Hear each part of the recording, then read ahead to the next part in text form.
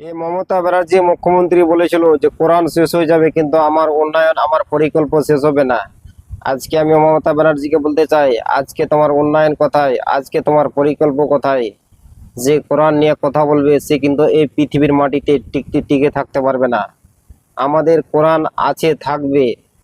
তোমার এই কথাটা বলার কিছুদিন হয়েছে, কিছুদিন পরে দেখো যে কোরআন আমাদের আছে, তোমার দল চলে গেছে, তোমার ক্ষমতা চলে গেছে, তোমার পাওয়ার চলে গেছে।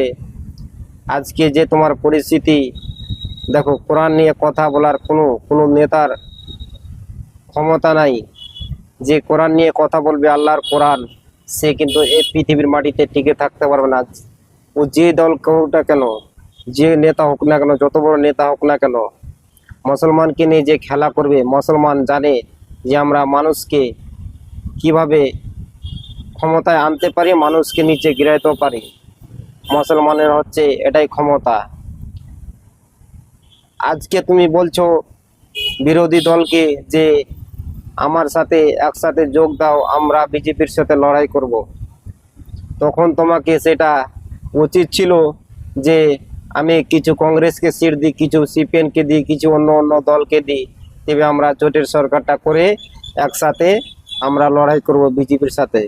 কিন্তু সে তুমি কাজটা করোনি। আজকে তুমি বলছো, তোমাকে লজ্জা করা উচিত যে তুমি সে কথাটা কেন বলছো আজকে।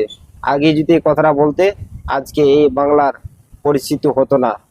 আজ কালকে আমি একটা ভিডিও দেখলাম ভিক্টর সাহেবের।